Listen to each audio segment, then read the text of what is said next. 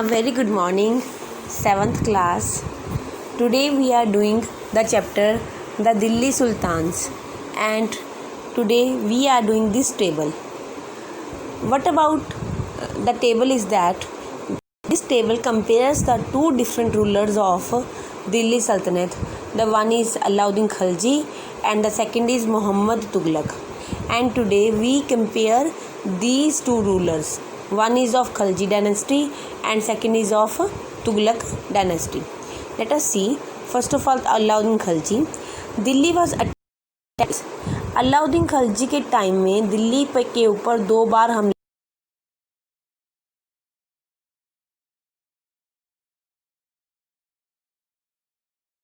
और 1300 के बीच में और 1302 और 1303 के बीच में 2 बार हमले हुए दिल्ली के ऊपर अलाउद्दीन खलजी के टाइम में। और डिफेंसिव मेजर्स अपनाने के लिए अलाउद्दीन खलजी ने एक बहुत बड़ी आर्मी तैयार की इन हमलों से बचने के लिए। और दूसरी तरफ सेम बात तुगलक की, तो सल्तनत पे अटैक उसके जब मोहम्मद तुगलक किंग बना तो उसके अर्ली ईयर्स में ही सल्तनत पे अटैक हो गया था जब मोहम्मद तुगलक दिल्ली का सुल्तान था। मंगोल्स आर्मी को तुगलक ने डिफीट कर दिया, हरा दिया। और तुगलक इतना ज़्यादा कॉन्फिडेंट था, उसमें इतना आत्मविश्वास था कि उसने प्लानिंग करी कि वो टैक्सोनिया पे हमला करेगा और इस हमले को करने के लिए अटैक करेगा वो टैक्सोनिया पे।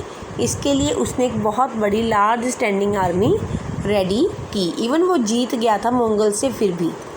नेक्स्ट सेकंड पॉइंट कि अलाउद्दीन ने कंस्ट्रक्ट किया एक न्यू गैरिसन टाउन, ठीक है, जिसका नाम था शीरी, अपने सोल्जर्स के लिए। गैरिसन टाउन तो आपको पता ही है ना, जैसे किले होते हैं बड़े बड़े। और दूसरी तरफ मोहम्मद तुगलक ने क्या किया, उसने एक नया गैरिसन टाउन कंस्ट्रक्ट करने की बजाय जो उसकी oldest of the 4 cities of Delhi का जो सबसे पुराना दिल्ली है खुना, उसको खाली करवा लिया रेजिडेंट्स से और वहाँ पे सोल्जर्स को रखा। दिल्ली खुना को खाली करवाया और सोल्जर्स को वहाँ पे रखा। और जो इस ओल्ड सिटी के लोग थे उनको अपनी न्यू कैपिटल दौलताबाद जो साउथ की तरफ है वहाँ पे शिफ्ट किया मोहम्मद तुगलक ने।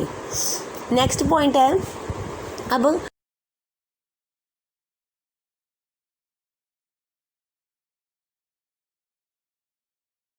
नहीं है फेड करना है, तो इसके लिए अलाउद्दीन क्या करता था, देखो वो क्या करता था, वो collect as tax from lands of between Ganga and Yamuna. Ganga Yamuna का जो एरिया है उसके आसपास की जो ज़मीन है वो वहाँ से टैक्स कलेक्ट करता था। और टैक्स देना कितना होता था, जितना भी पीजेंट को यील्ड मतलब उत्पादन, प्रोडक्शन, जितनी भी प्रोडक्शन हुई है उसका 50% देना होता था पीजेंट को। और उस टैक्स से वो सोल्जर्स को फेड करता था अलाउद्दीन। अब देखते हैं मोहम्मद तुगलक क्या करता था। देखो, product from the same area वो लेता, तो वो भी उसी एरिया से टैक्स आर्मी को फेड करने के लिए। But to meet the expenses of meeting a large number of soldier, उसने इतने ज़्यादा सोल्जर रखे हुए थे, उनके खर्चों को पूरा करने के लिए उसने एडिशनल टैक्स लगा दिए उस एरिया के लोगों के ऊपर। पर कोइंसिडेंस ये हुआ कि जब उसने टैक्स लगाए तो उसी टाइम वहाँ पे उस एरिया में फमाइन पड़ गया, अकाल पड़ गया और लोग टैक्स नहीं दे पाए। नेक्स्ट है द सोल्जर्स। अब सोल्जर्स को पेमेंट देनी है, तो अलाउद्दीन ने क्या तरीका इस्तेमाल किया, वो सैलरी देता था सोल्जर इंस्टेड ऑफ इक्ताज। जो मैंने आपको पिछले पेज पे पढ़ाया था इक्ताज के बारे में, कि इक्ताज याद है ना, कि जैसे एक एरिया है उसके एक हिस्से को इक्तादार को दे दिया, इक्तादार वहाँ पे आर्मी को मेंटेन करेगा और अपने सोल्जर्स को रेवेन्यू देगा, उनको सैलरीज देगा वहाँ के रेवेन्यू से पैसे लेके। तो ये मैंने आपको पिछले पेज पे करवाया इक्ता क्या होता है। तो उसने इक्ता को चूज़ नहीं किया, उसने कैश सैलरीज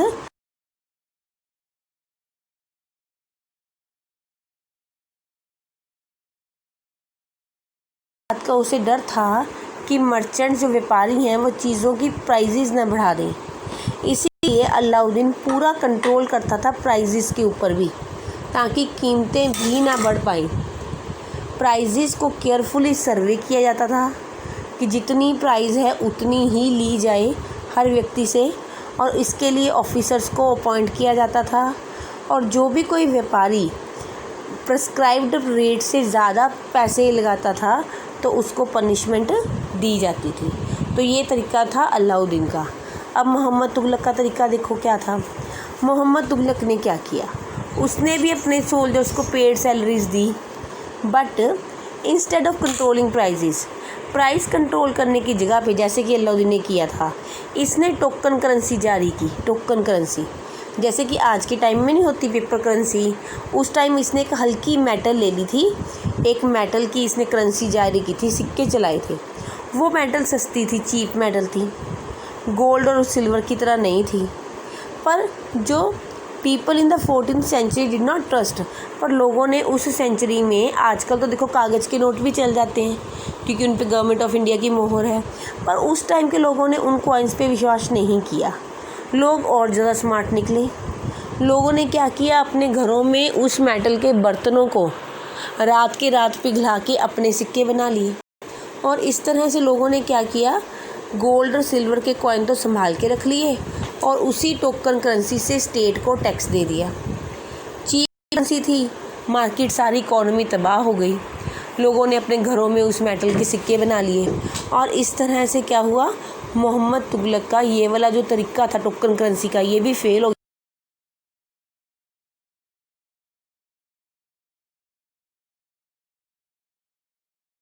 गया थे कि जो अलाउद्दीन था वाज क्वाइट सक्सेसफुल, उसको हम सक्सेसफुल रूलर मानेंगे।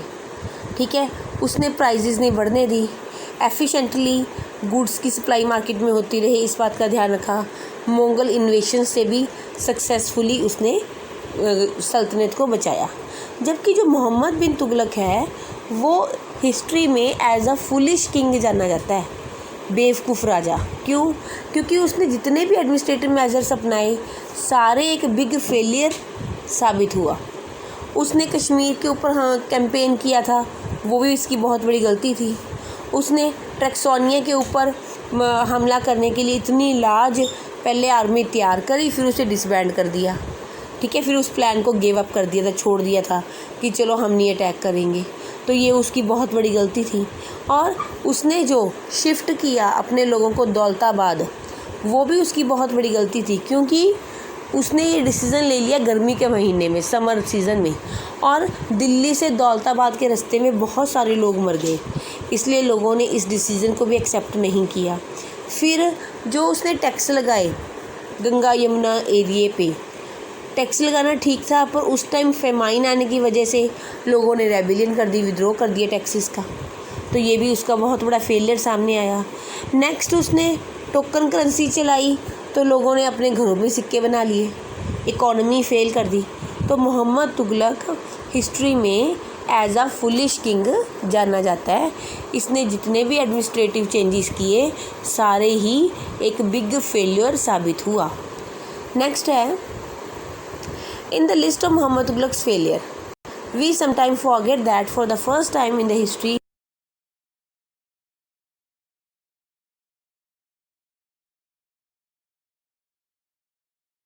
दिल्ली सल्तनत की पूरी हिस्ट्री में कि किसी सुल्तान ने मुगल टेरिटरी पे अटैक करने का डिसीज़न लिया हो। तुगलक के जो measures were convinced as a part of military offensive against, और तुगलक ने ये कोशिश करना कि हम मुगल्स पे अटैक करेंगे, ये भी एक उसकी गलत एडमिनिस्ट्रेटिव डिसीज़न का ही सबूत था। नेक्स्ट है द सल्तनत in the 15th and 16th century. Delhi सल्तनत 15th और 16th सेंचुरी में किस तरह से थी, ये हम पढ़ते हैं।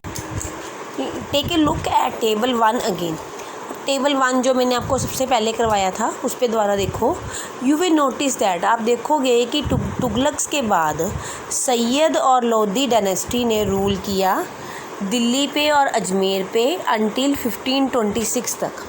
1526 तक सैयद्स ने और लोधी डायनेस्टी ने दिल्ली पे रूल किया। बाय देन जोनापुर, बंगाल, मालवा, उस टाइम गुजरात, राजस्थान, या सारा साउथ इंडिया, इन सारी जगहों पे इंडिपेंडेंट रूलर थे और उन्होंने वहाँ पे अपनी प्रॉपर फ्लोरिशिंग स्टेट्स, उन्नत राज्य, प्रॉस्पर कैपिटल्स, पूरी खुशहाल राजधानियाँ बसाई हुई थी बहुत सारे रूलर्स ने मालवा में, गुजरात, राजस्थान, साउथ इंडिया। और ये वो टाइम पीरियड था जब एक इंडिया में एक नया रूलिंग ग्रुप आया, and like the Afghans and the Rajputs, ये इंडिया में न्यू रूलिंग ग्रुप उस टाइम में आया। Some of the states established in this period were small, कुछ स्टेट्स जो इस टाइम पीरियड में एस्टेब्लिश हुई थी तो वो छोटी पर पावरफुल थी, और एक्सट्रीमली वेल एडमिनिस्ट्रेशन, और वहाँ की एडमिनिस्ट्रेशन प्रॉपर हो रही थी। शेर शाह सुर, ये 1540 से 1545, इन 5 सालों में उसने अपना करियर स्टार्ट किया as a manager of the small territory, एक बहुत छोटी टेरिटरी का ये मैनेजर था, for his uncle in Bihar, ठीक है, इसके अंकल थे बिहार में, वहाँ पे छोटी सी टेरिटरी का ये मैनेजर था शेर शाह सुर, एंड इवेंचुअली चैलेंज्ड, और फिर उसने चैलेंज किया और डिफ़ीट किया मुग़ल एम्परर को, जो कि कौन थे, हुमायूं, यानी कि हुमायूं को हरा दिया शेरशाह ने, ठीक है। शेरशाह ने कैप्चर किया दिल्ली को, उसके बाद दिल्ली का रूलर शेरशाह बना और उसने वहाँ पे अपनी डायनेस्टी शुरू की जिसका नाम था सुर डायनेस्टी।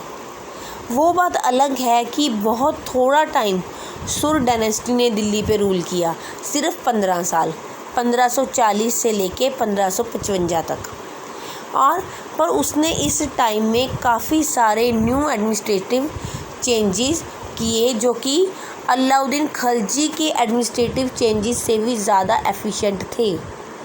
और शेरशाह की एडमिनिस्ट्रेटिव मेजर्स जो थे शेरशाह के, वो बाद में जो अकबर आया उसके लिए उसने उनको फॉलो किया, शेरशाह के एडमिनिस्ट्रेटिव मेजर्स को फॉलो किया, ठीक है।